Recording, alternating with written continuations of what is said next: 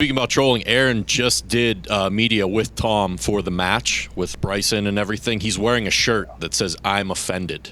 Oh, yes. Wow. Okay, I saw that on Twitter, yeah. I saw a couple clips. The host of the thing asked Aaron, his offseason, how it's going. Seems like it's been pretty good. And Aaron kayfabed that whole thing, basically said, it's nice to get away. It's nice to go do your own thing, live a peaceful life, basically. Kind of mocking the situation, but also, I assume, talking pretty serious as well, kind of disappearing from everything for a little bit. And then the I'm offended shirt. And I think Tom took a couple casual shots at Aaron as well. He talked about one particular hole maybe where Aaron, what he said, he's not used to going for it or something like that, mocking the field goal decision from the playoff game. So the banter's just, going. I wonder, if there's a conversation beforehand between Tom and Aaron about what can, what can't, like Bryson and Phil, like what can, what can't, I wonder if there's that conversation or if, what if Tom cuts a promo legit in this whole thing? That would be awesome if he just, Is it still going on? I'm not 100% sure. I assume they have a couple more before the July 6th thing now. Was Bryson and Phil on that? I doubt it. They're at the U.S. Open. It was all four of them, and then the host was down here to the left. Yeah, Tom was caddy core with Aaron. They're kind of like this. You know what I mean? They're kind of like that. Yeah, that's how it works. That's caddy core. Is it?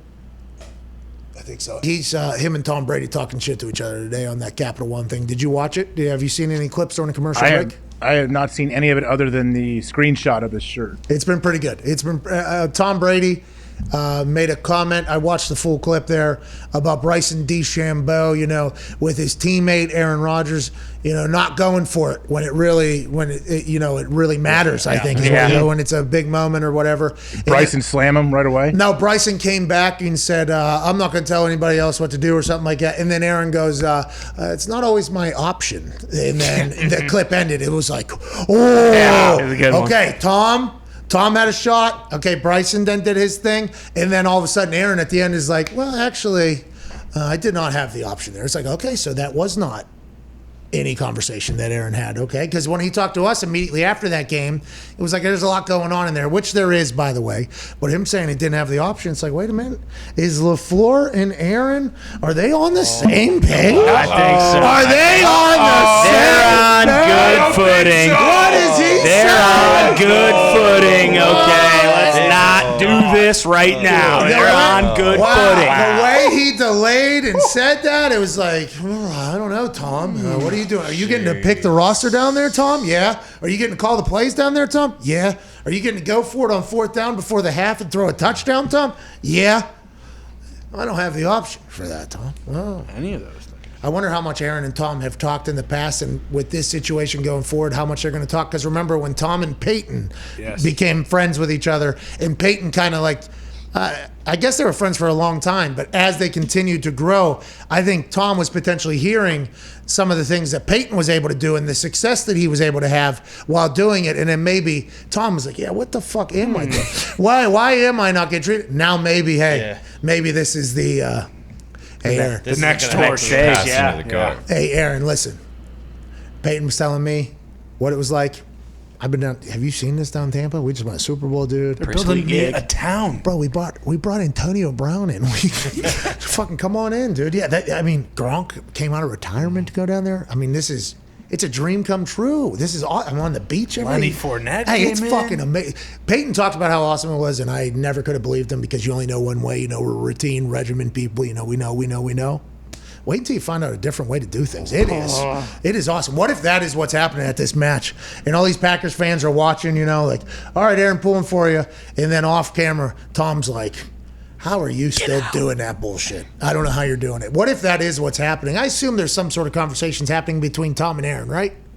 Yeah, I'm sure. And once they're together in person and they don't have mics on, that's when I'm sure they'll get to actually have a good back and forth. But yeah, when the mic's on, that's the thing though. Tom's good at that. Phil is good at that. They'll make jokes throughout the round, I think, to keep it interesting.